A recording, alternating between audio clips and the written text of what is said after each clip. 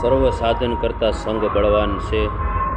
કેમ જે સંગ થકી સર્વે વાત થાય છે, પણ સંગ વિના કોઈ કામ થતું નથી. માટે સર્વમાં પ્રથમ સંગ મુખ્ય છે. અને મોક્ષનો માર્ગ પણ સંગ થકી સમજાય અને વ્યવહાર માર્ગ પણ સંગ થકી આવડે છે. માટે સંગની બરોબર કોઈ સાધન નથી. દેશ કાળાદિક 8 કહેવાય છે, તેમાં પણ સંગને મુખ્ય કહે છે. તથા 9 પ્રકારની ભક્તિમાં પણ શ્રવણ ભક્તિને મુખ્ય કહી છે. તે પણ સંગ થકી આવે.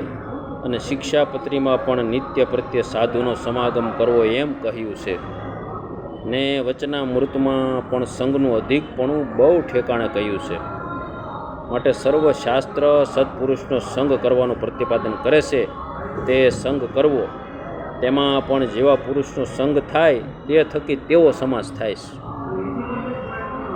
ને સર્વદેશી પુરુષનો સંગ થાય તો તે થકી સર્વદેશી જ્ઞાન પ્રાપ્ત થાય છે. ને એક દેશી સંગ થકી સર્વ જ્ઞાન પમાય નહીં. કેમ જે ધર્મ, જ્ઞાન, વૈરાગ્ય, ભક્તિ, મહિમા આદિકમાંથી જેને જે સંગથી આદિકમાંથી જેને જે અંગ મુખ્ય હોય તેના સંગ થકી તે વાત સમજાય અને સર્વ અંગે સંપૂર્ણપણે હોય તેના સંગથી સર્વે વાત સમજાય છે.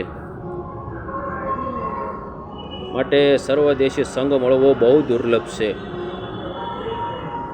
અને સંગ કરવો તેમાં ગુરુની શુદ્ધિ 3 પ્રકારની જોવી. તેની વિકતિ જે એક તો તેનું પંડનું વર્તન હોય તેનો તપાસ કરવો. જય સ્વામિનારાયણ. બીજું, જેણે સેવા હોય તેનું સામર્થ્ય જોવું.